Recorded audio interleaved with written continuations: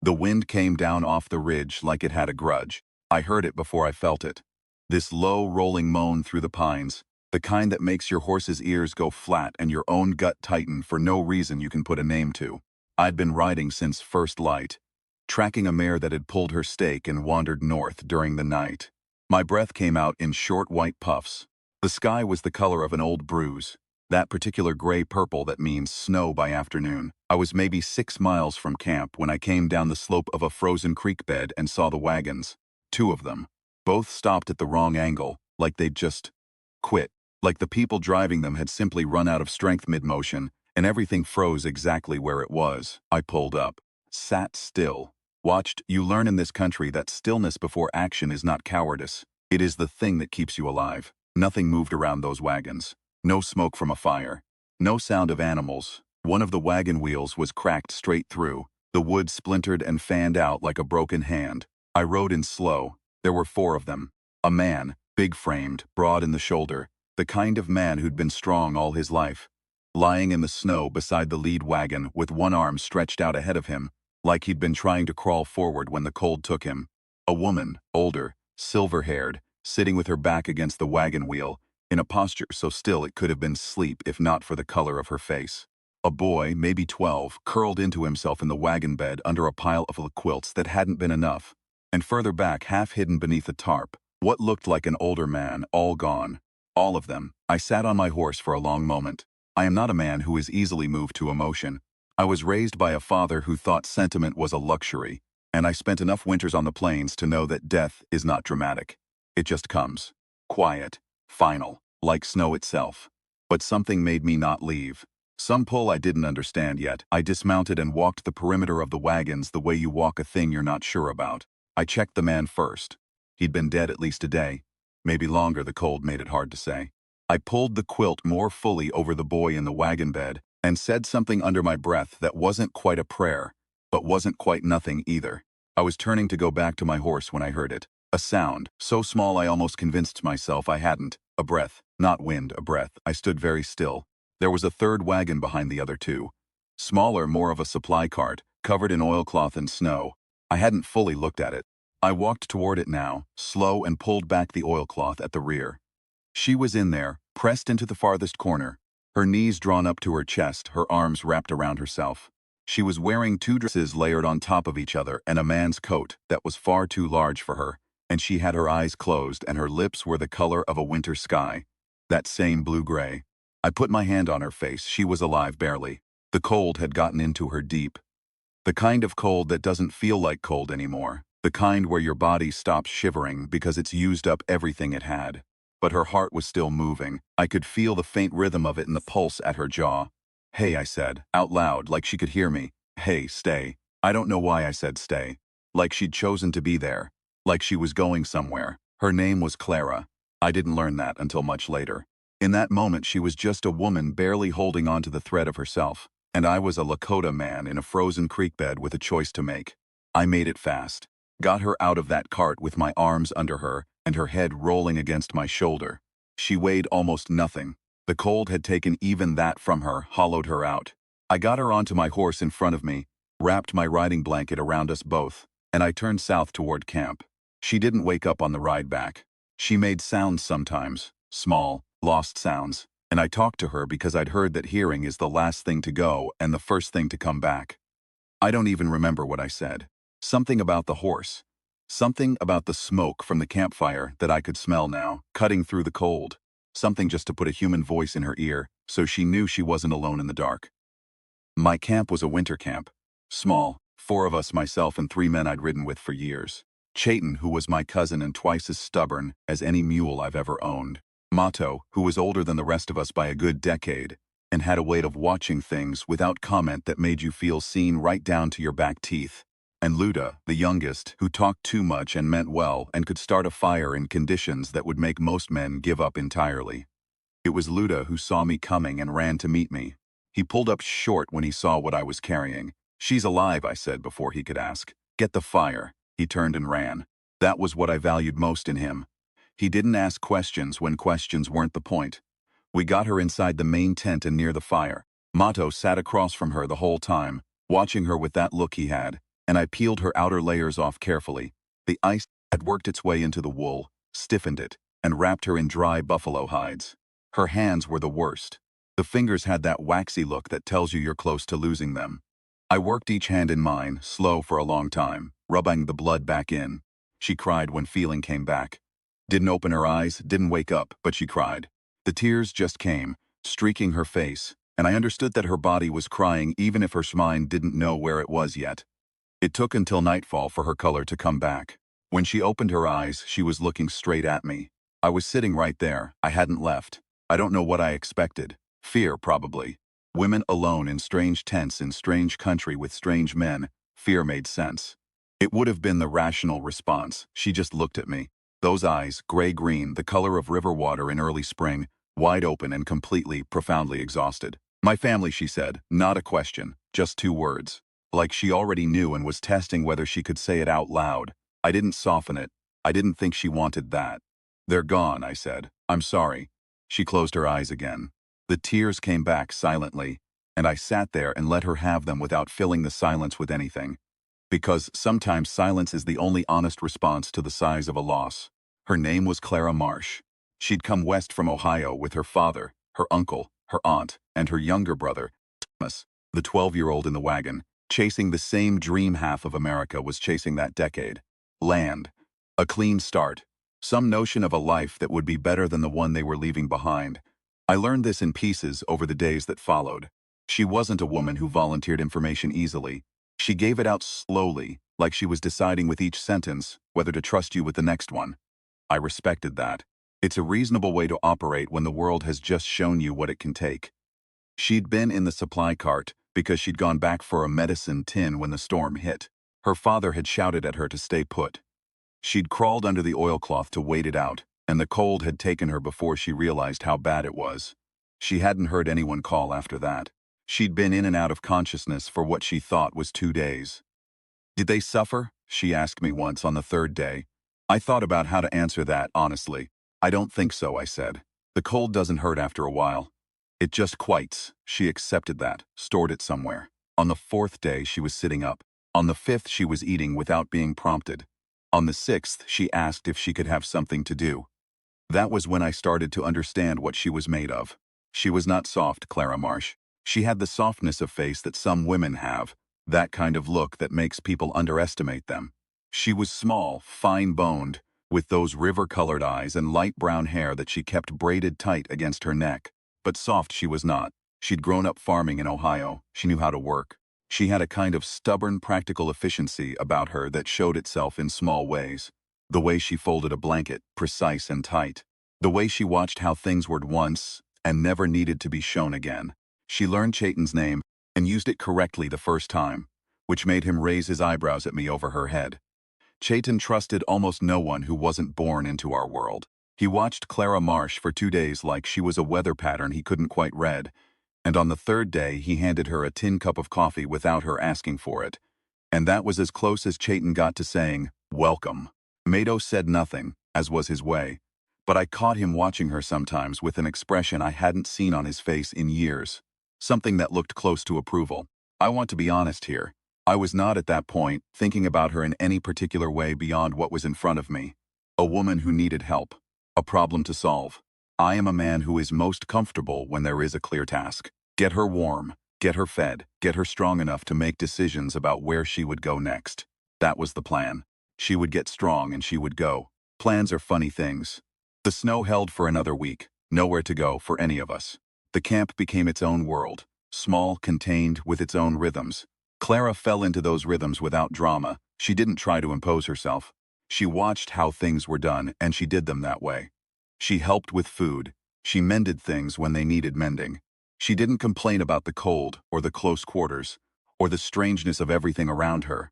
One morning, I came back from checking the horse line to find her sitting next to Mato, the man who had, in 20 years of my knowing him, spoken to perhaps 6 outsiders, and they were both looking into the fire. Not talking, just sitting. Mato had one of his carved pieces in his hand, the small wooden horse he'd been working on for a month, and he was holding it out to her.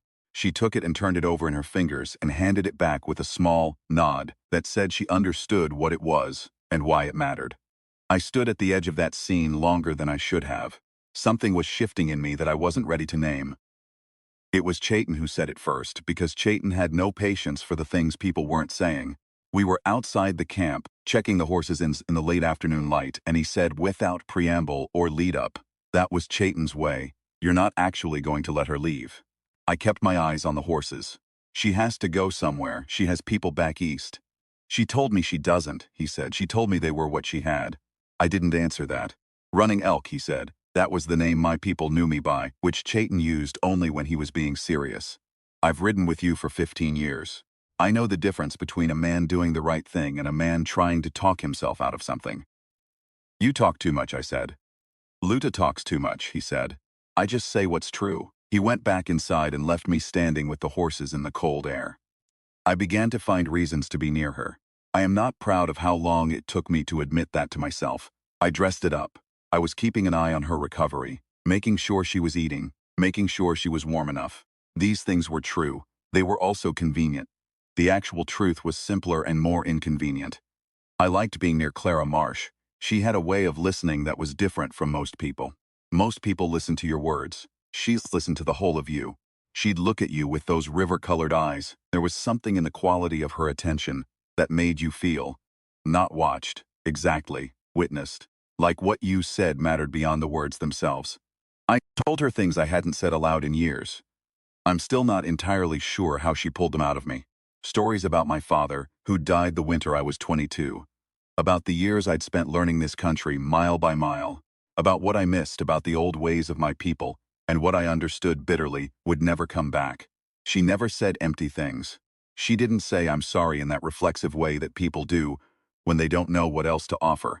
She just received what I gave her and sat with it. And sometimes she'd say something back that told me she'd actually heard me. Not just the surface, the underneath.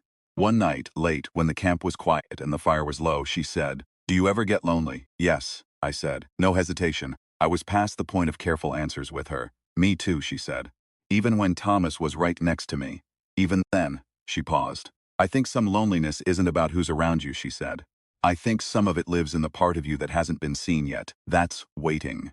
I looked at her across that fire for a long moment. "What's it waiting for?" I asked. She met my eyes and held them. The right person to look. The snow broke on a Tuesday. I remember because Luda had been counting the days by notching a stick, and he'd counted 11.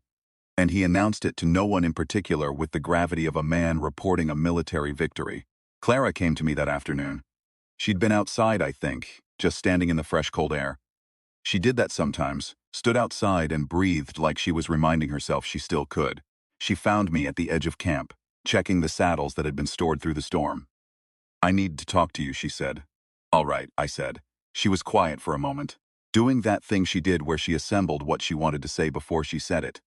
"I have to go back to the wagons," she said. "Whatever they had, whatever we had, I need to see to it. See what there is, I owe them that." "I'll take you," I said. She looked at me steadily. "You don't have to, I know." We left the next morning. The ride back was quieter than any ride I'd taken in recent memory. Not uncomfortable quiet, something else. The kind of quiet that has weight to it, that means something. The country was changed by fresh snow, everything blanketed and clean, and the broken wagons appeared ahead of us like something from a different world. She got down from the horse before I'd fully stopped. Walked to her father first, stood there for a long time. I hung back, held the horse, looked at the horizon. A person's grief needs room. You don't crowd it. When she came back, her eyes were dry. She'd done what she needed to do in that space.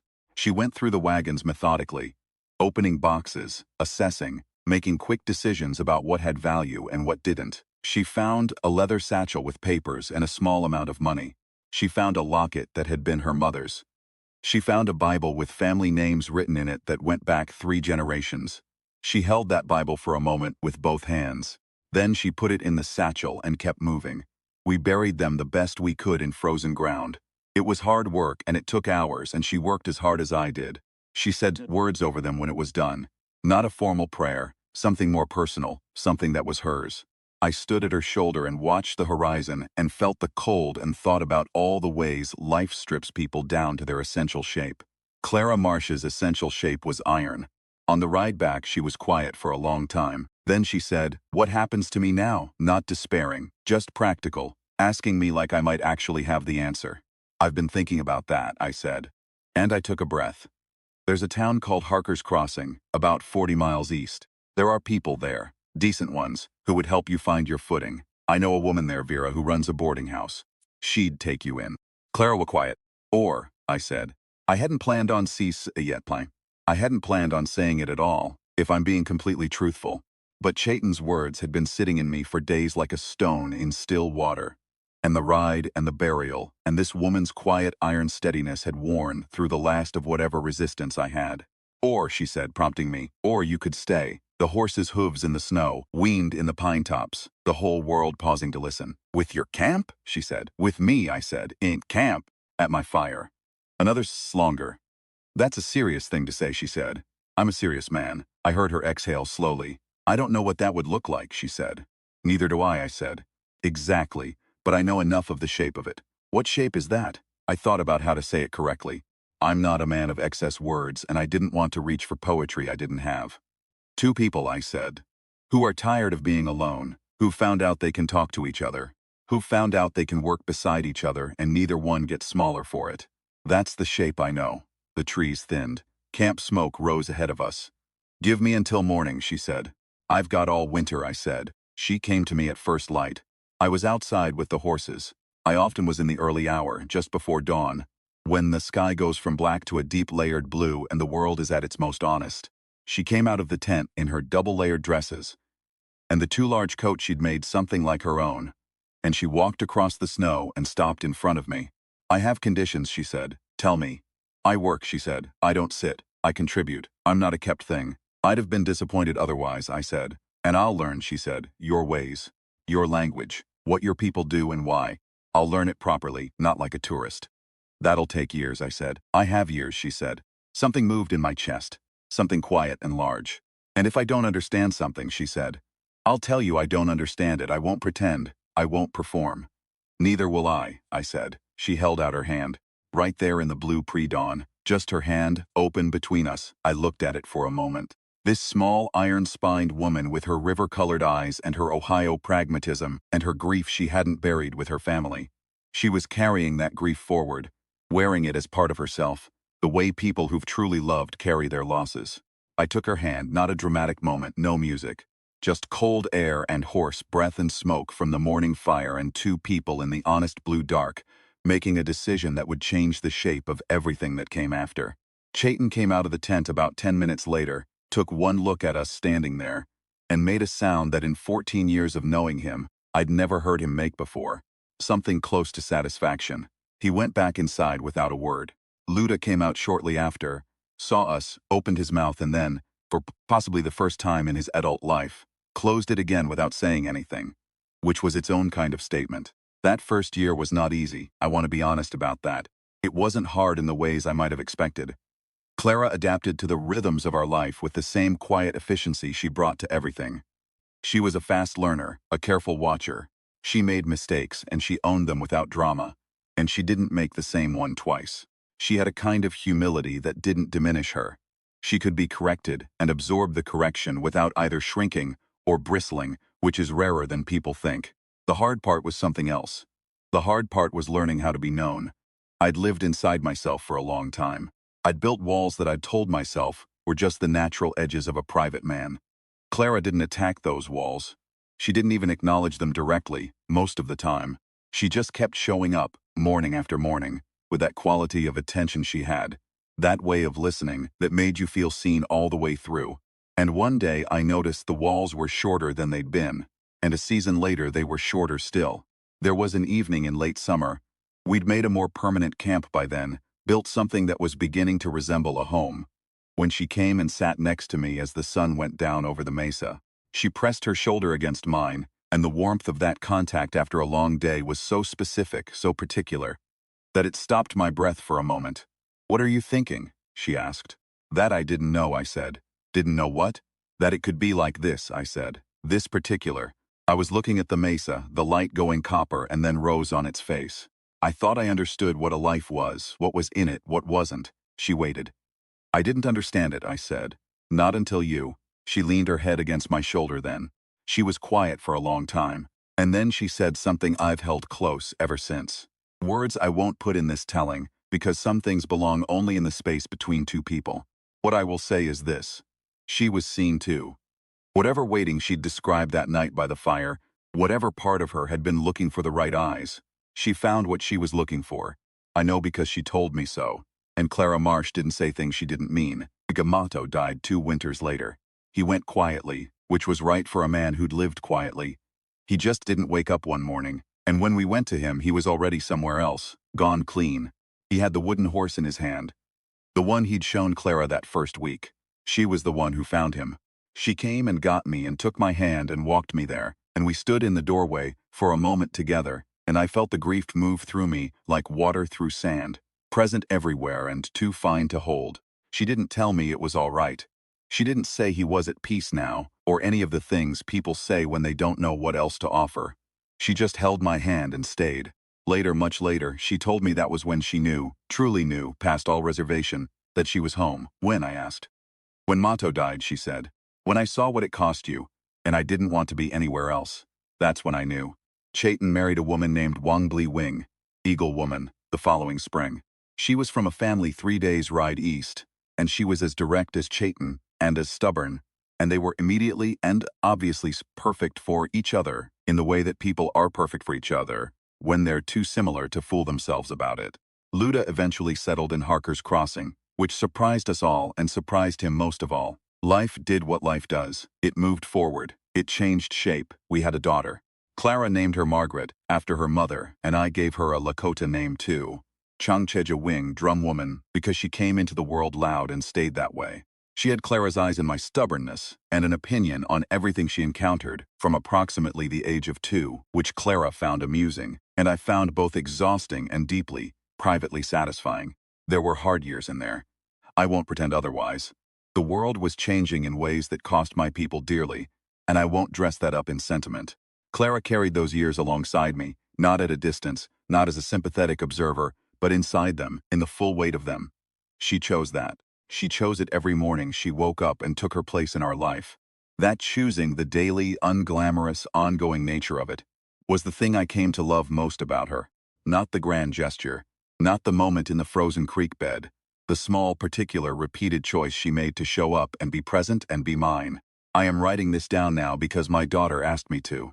She's grown, Margaret, with her own opinions and her own life, and those river green eyes that still stop me sometimes when I look at her because they're her mother's, and her mother has been gone for 3 years now, and the grief is still present. Not crushing, just present. Part of the air I move through. Margaret asked me once how I knew. She's a practical woman, my daughter, very like her mother. She didn't ask why I loved her mother. She asked how I knew. I thought about it for a long time. I wanted to give her an honest answer. The creek bed, I said. I took her hand to help her and her hand held back. Not because she needed steadying, she didn't, because she wanted to. That was the first thing. Margaret was quiet, which she does when she's listening past the surface of what you're saying.